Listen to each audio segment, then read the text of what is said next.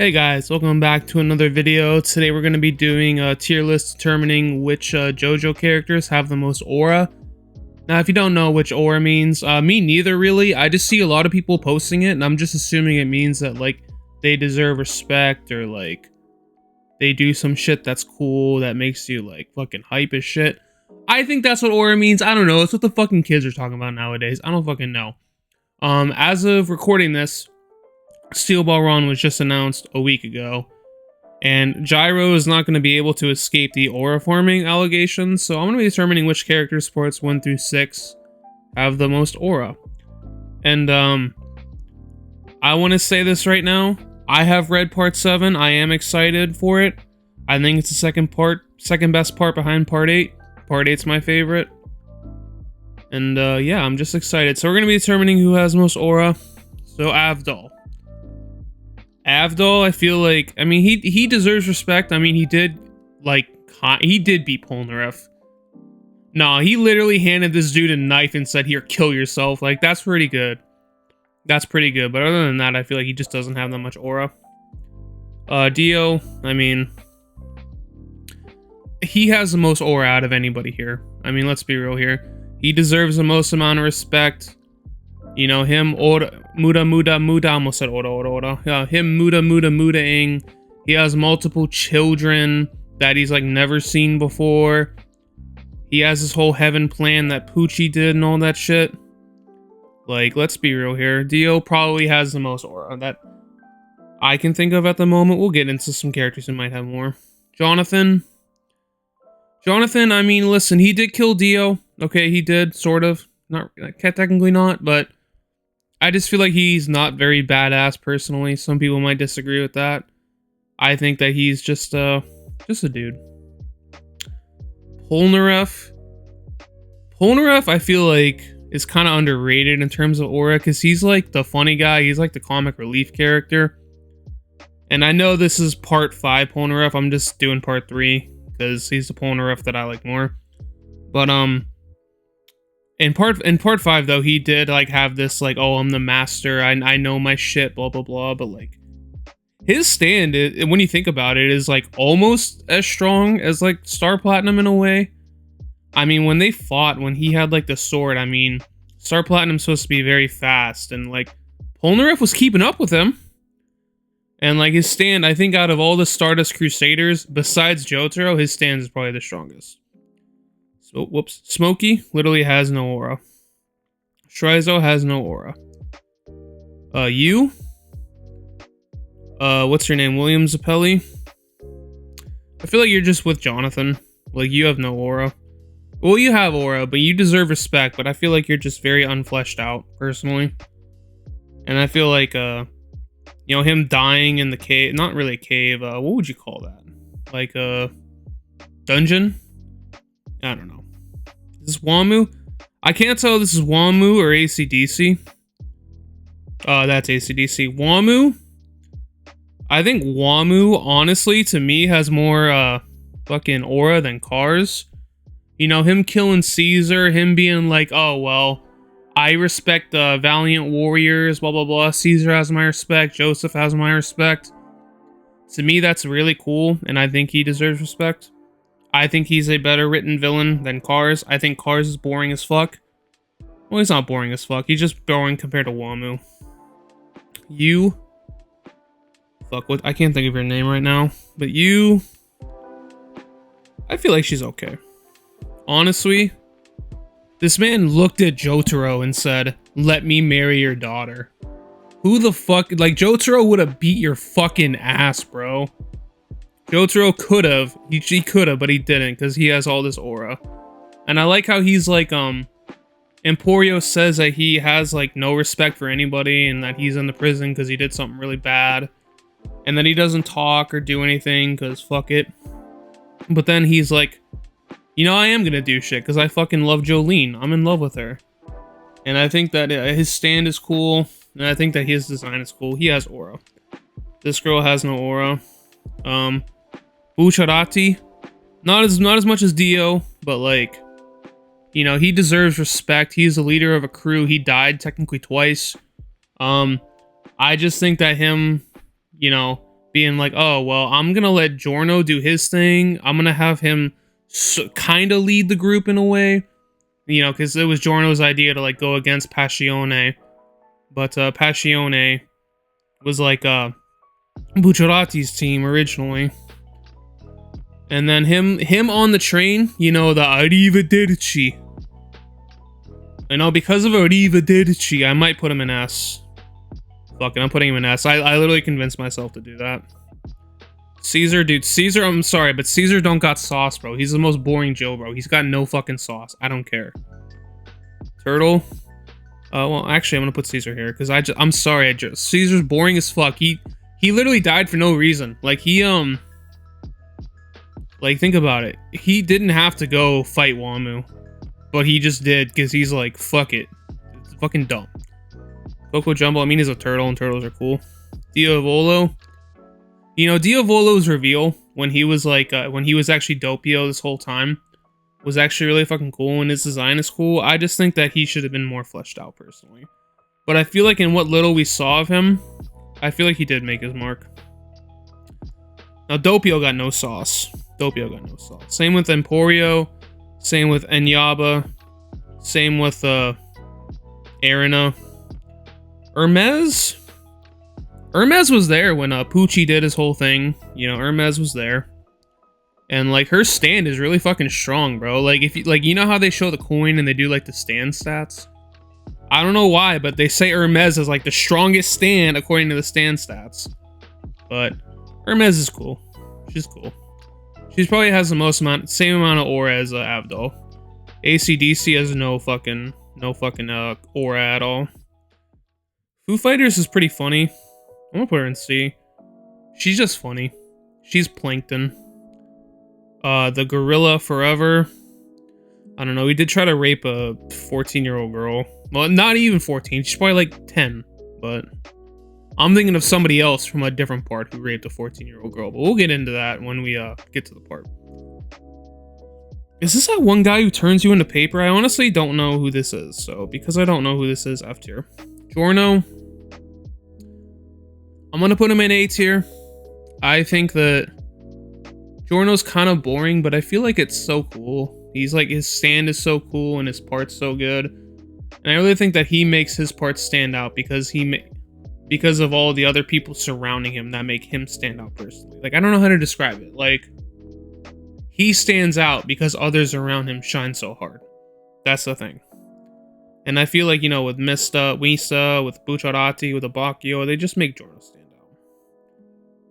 And like his whole thing at the end, how he put the arrow in him and he got gold experience Requiem. It's fucking sick. Mista came in clutch. You know, he was the only one who lived besides Giorno at the end. You know, spoilers for part 5, but he does demand respect. He's probably like the same as Avdol. Hayato's got no sauce. You got no sauce. Whole Horse is funny. Like, he does Joseph's running away. He looks cool. He's kind of like the comic relief villain. His stand is a gun. He's got aura. Holly's got no sauce. Iggy had his moments. Iggy definitely did have his moments. When he fought Pet Shop, when he fought Cream and Vanilla Ice with Polnareff, it was cool. Jolene's probably the same as Giorno. She's got sauce. She did die at the end. Her stand, it's crazy because like I think that out of all the Joe stars, like the main JoJo stand, like she probably definitely has like the weakest one.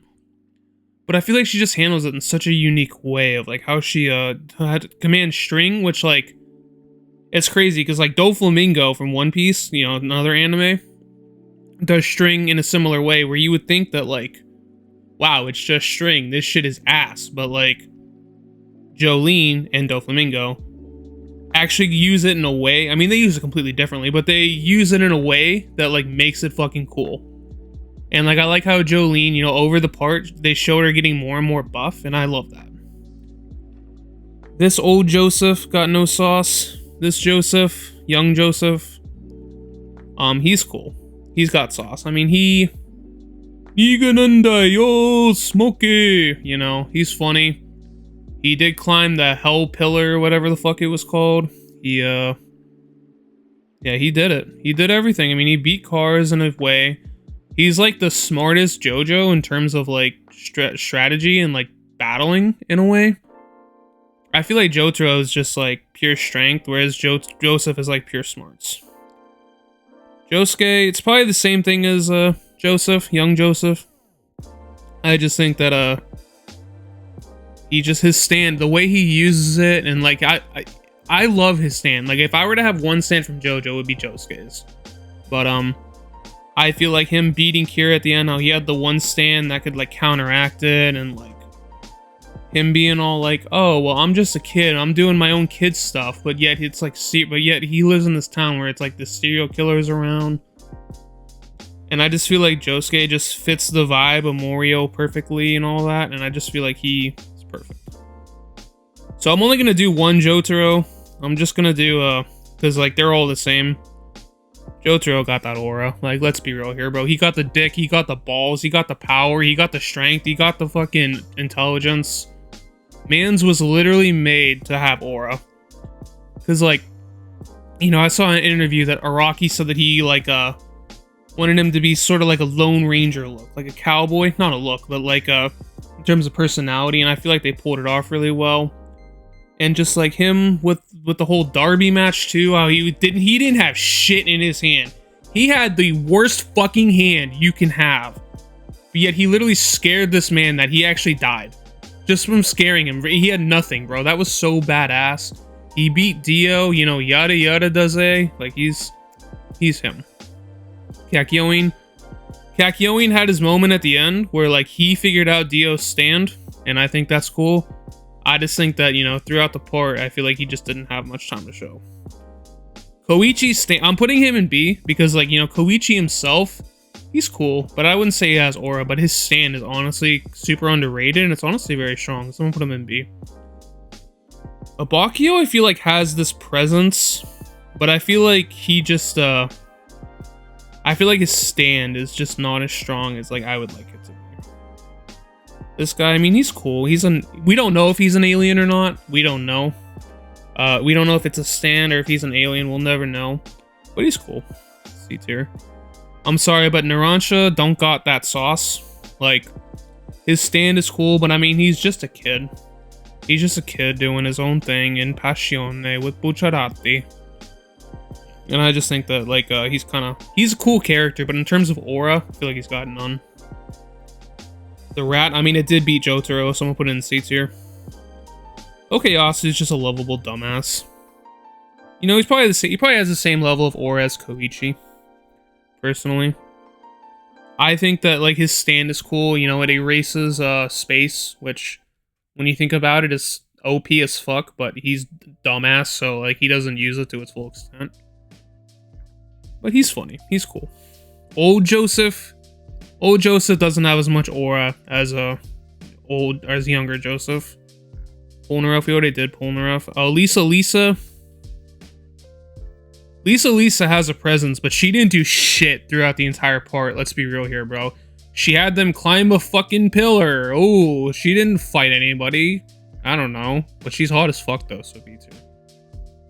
Polnareff, we already talked about Polnareff. Oh, I skipped Cars though. Cars.